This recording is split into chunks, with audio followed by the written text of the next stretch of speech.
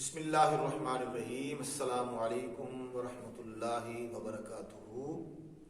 ایک نئے موضوع کے ساتھ، ایک نئی ویڈیو کے ساتھ آپ سامعین کی خدمت میں حاضر ہوں۔ امید ہے آپ خیریت سے ہوں گے۔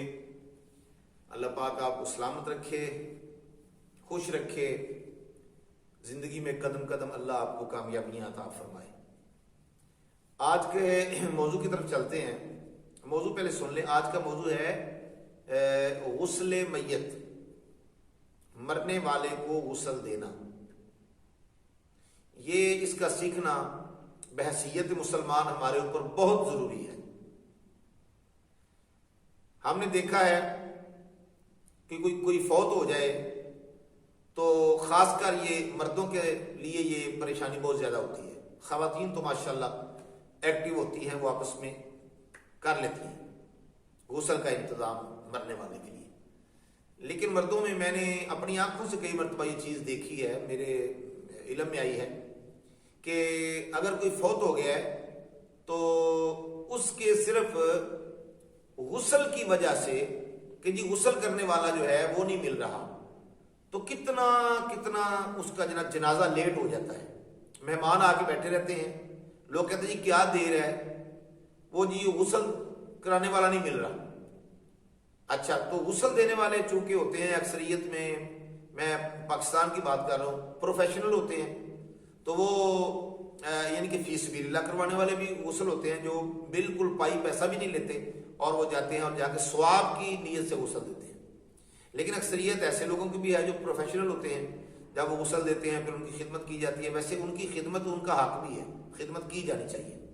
اچھا، لیکن ہمارا دین ہمیں یہ کہتا ہے غسل کے بارے میں، غسل میت کے بارے میں دین ہمارا یہ حکم دیتا ہے کہ مرنے والے کا سب سے قریبی رشتہ دار جو ہے وہ اس کو غسل دے۔ اس پر لازم ہے کہ وہ مرنے والے کا حق ہے اس کے ذمہ، سب سے قریبی جو ہے۔ مثلا باپ فوت ہو گیا تو بیٹا غسل دے، اگر بیٹا ہے تو۔ کئی بیٹے ہیں تو ان میں سے جو غسل دے سکتا ہے دے، نہیں تو بیٹے مل کے غسل دیں اپنے باپ کو۔ کیوں نہیں غسل دیتے؟ ڈرتے ہیں، اس کمرے میں نہیں جاتے جہاں باپ کی میت پڑی ہوتی ہے۔ لیکن جائیداد بانٹنے کے وقت وہ سب جناب بڑے چوکو چبند ہوں گے، بڑے ہوشیار ہوں گے۔ وہ میں نے فلاں والی زمین میں نے لینی ہے، فلاں والی دکان میں نے لینی ہے، فلاں والا مکان پراپرٹی بلڈنگ میں نے لینی ہے۔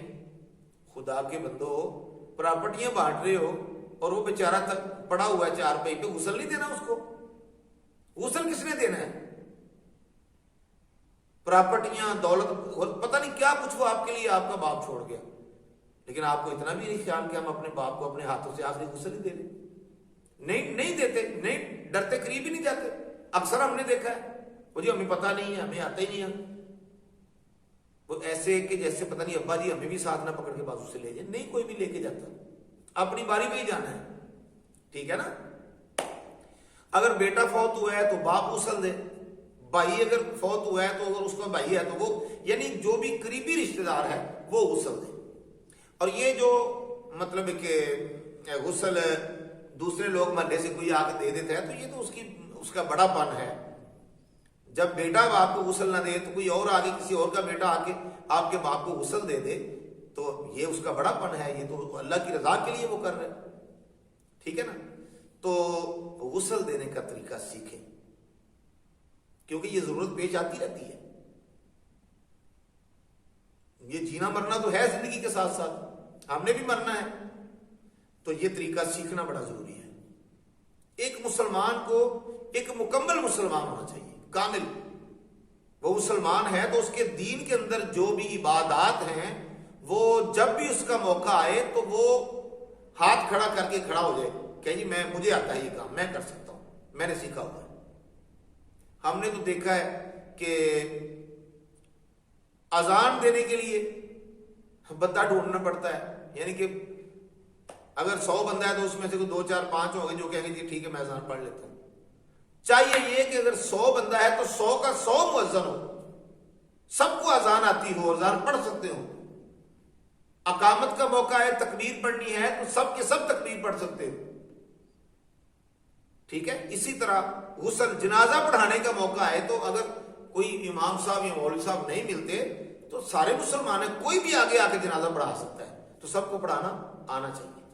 چلیے اپنے موضوع کی طرف چلتے ہیں. اچھا, غسل میت جو ہے اس کا طریقہ کار یہ ہے کہ جب مرنے والے کو آپ نے اس تختہ غسل پر لٹا لیا تو ایک بڑا سا کپڑا لیں گے, بڑی سی چادر, جس کے ساتھ اس کے جسم کو ڈھانپ لیں گے اور اس کے کپڑے جو ہیں وہ اتار لیں گے, جس طرح بھی آسانی سے اتارے جاتے ہیں.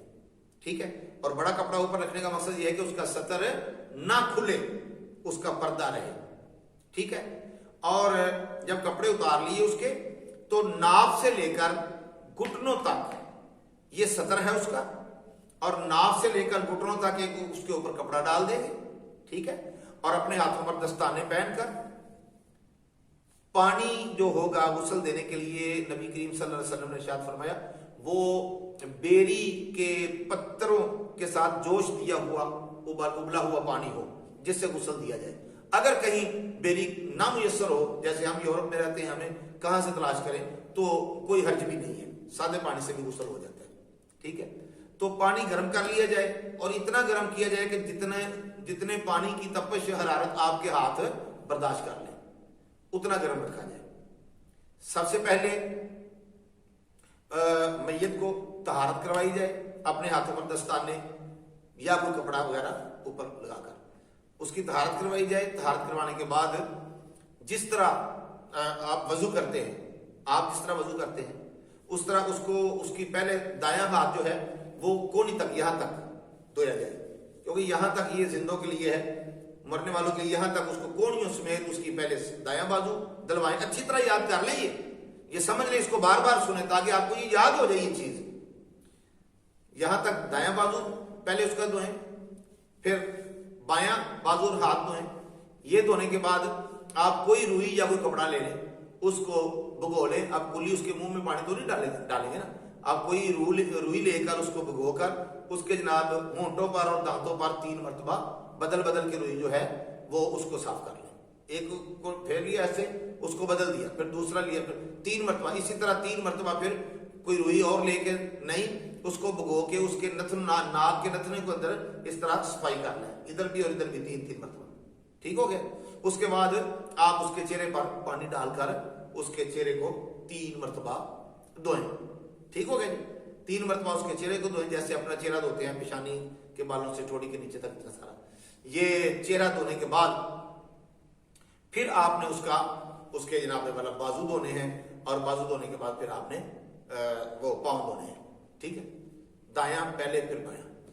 یہ ہو گیا. اس کے بعد آپ نے کیا کرنا ہے, اس کے بعد آپ نے اس کی پہلے دائیں کروٹ یعنی بائیں کروٹ اس کو تھوڑا ایسے کر لینا ہے مرنے والے کو, میت کو, اور دائیں کروٹ سر سے لے کے پاؤں تک 3 مرتبہ آپ نے پانی بہانا ہے. 3 مرتبہ سر سے پاؤں تک. پھر آپ نے اس کو کروٹ چینج کر لینی ہے. ٹھیک ہے. پہلے بائیں کروٹ نیچے تھی, دائیں اوپر تھی, آپ نے اس کو دھو دیا. اب دوسری کروٹ کر لیں, اب دائیں کروٹ نیچے اور بائیں کروٹ اوپر ہو جائے گی.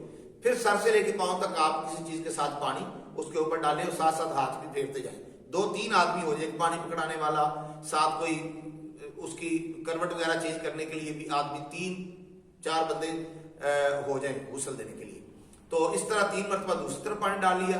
پھر اس کی پشت پر اوپر سے پانی ڈالیں کہ جو پشت کے نیچے تک پانی چلا جائے, اور سارا اچھے طریقے سے اس کے ہاتھ پھیر دیں. ٹھیک ہے جی. ہاتھ پھیرنے کے بعد پھر آپ کوشش کریں کہ تھوڑا سا اس کو اس کے سر کی طرف سے اٹھا کے اس کو جیسے بٹھانے کی صورت میں کرتے ہیں کہ اگر کوئی نجاست اس کے بدن سے ظاہر ہو نکلے تو وہ اس کو صاف کر دیا جائے. ٹھیک ہو گیا اچھی طرح. اچھا, پھر اس کے بعد کیا ہے کہ اس کے آپ کھلا پانی سر سے لے کے پاؤں تک ڈال کے تو صابن کے ساتھ اس کے پو جیسے آپ اپنے آپ کو نلاتے ہیں, صابن کے ساتھ اس کے خوب اچھے طریقے سے ہاتھوں کو, پاؤں کو, جسم کو, سر کو, یعنی کہ پانی وغیرہ اپنا صابن لگا کے تو اس کو دھوئیں. 3 مرتبہ اس کو جناب والا مرنے والے کے اوپر سے پورا پانی بہا دیں خوب اچھی طرح صاف ستھرا کر کے. تو پھر آپ اس کے بعد یہ غسل مکمل ہو گیا. تولیہ لیں, ٹاول لیں, اگر میسر ہے تو ٹاول لے کر تو آپ اس کے جسم کو خشک کر دیں. ٹھیک ہے, سر سے لے کے. اگر دوران غسل اس کے اندر کوئی عیب دار چیز دیکھیں کہ جو ناپسند کی جاتی ہو لوگوں کے ہاں، تو اس کو بیان نہ کیا جائے۔ غسل دینے کے بعد غسل دینے والا کسی کو کوئی اس کے اندر کوئی عیب دار چیز ہو تو اس کو بیان نہ کیا جائے۔ اگر اس کی کوئی خوبی آپ کو ظاہر ہو تو اس کو بیان کر دیا جائے۔ ٹھیک ہو گیا؟ اب میں بات کو ختم کر رہا ہوں۔ نبی کریم رؤوف الرحیم صلی اللہ علیہ وآلہ وسلم نے ارشاد فرمایا کہ جو کسی مرنے والے کو غسل دے، یہ ابن ماجہ شریف کے اندر حدیث پاک ہے، مرنے والے کو غسل دے جو مسلمان، اور پھر اس کو کفن پہنائے، اور پھر اس کو خوشبو لگائے، اور پھر اس کا جنازہ پڑھے۔ کتنی چیزیں ہو گئی؟ مرنے والے کو جو مسلمان غسل دے، کفن پہنائے، اور پھر اس کو جناب والا خوشبو لگائے، اور پھر اس کا جنازہ پڑھے، تو اس کے لیے نبی پاک صلی اللہ علیہ وسلم نے ارشاد فرمایا کہ وہ بندہ گناہوں سے ایسے پاک ہو جاتا ہے جیسے آج اپنی ماں کے گھر پیدا ہوا ہے۔ اللہ اکبر، اللہ اکبر، اللہ اکبر۔ اندازہ کریں کتنا بڑا اجر رکھا ہے اللہ تبارک و تعالیٰ نے۔ سارے گناہ معاف ہو گئے غسل دینے والے کے۔ اس کے بعد پھر کفن پہنایا جاتا ہے۔ سب سے نیچے وہ آپ نے رکھنی ہے وہ جو تنیاں ہوتی ہیں، بند جو باندھتے ہیں اوپر سے، تو وہ سب سے نیچے وہ کمر کے اندر نیچے رکھ لیں۔ اس کے اوپر بڑی چادر جو ہوتی ہے، اس کو 3 کپڑے ہوتے ہیں مرد کے لیے کفن کے، عورت کے لیے 5 ہوتے ہیں، تو وہ سب سے نیچے وہ بڑی والی چادر جو ہے، نیچے وہ تنی رکھ کے اوپر چادر بچھائی جائے، اور اس کے اوپر پھر ایک طرف اس کی جو کفنی ہوتی ہے قمیض ٹائپ بنی اس کو، اور دوسری طرف اس کا جو ہے نا پاؤں کی طرف اس کا جو تہمد ہوتا ہے اس کو بچھا لیں۔ اس کو بچھانے کے بعد آپ دونوں چیزیں لپیٹ کے اس کی پہلے دائیں طرف اندر کریں، پھر بائیں طرف سے اندر کریں، تہمد جو اس کا ہوگا اس کے پلے۔ اسی طرح جو اوپر والی چادر ہے اس کو کھینچ کے اس کے بھی پہلے دائیں سائڈ جو ہے چادر کی بڑی چادر جو اوپر ہوتی ہے سب سے، وہ پہلے دائیں طرف سے اندر کریں گے، پھر بائیں طرف سے اندر کریں گے، ٹھیک ہے؟ اور اس کے بعد ایک جو تنی ہوتی ہے وہ پاؤں کی طرف سے کھینچ کے اچھی طرح پاؤں کی طرف باندھ دی جاتی ہے، ایک سر کی طرف باندھ دی جاتی ہے، اور درمیان میں جو بڑی تنی ہوتی ہے قبر دیاں کفن کی تنیاں، تو اس کو باندھ دیں، ٹھیک ہے؟ اس کو خوشبو لگائیں، جنازہ پڑھیں۔ غسل دینے والا بعد میں اگر غسل اس وقت میسر ہو اس کے لیے سہولت تو وہ غسل کر لے تو بہت زیادہ بہتر ہے جنازہ پڑھنے سے پہلے، اور اگر وہ غسل نہ کر سکے تو کم از کم وضو ضرور کر لے۔ یہ تھا جناب آج طریقہ غسل کا۔ تو اگر اس حوالے سے کوئی آپ نے سوال پوچھنا ہو تو ضرور آپ کمنٹس باکس میں لکھیں، تو میں آپ کو انشاءاللہ اس کا جواب دوں گا۔ اللہ تبارک و تعالی ہمیں اپنا دین سمجھنے سیکھنے کی توفیق عطا فرمائے۔ السلام علیکم۔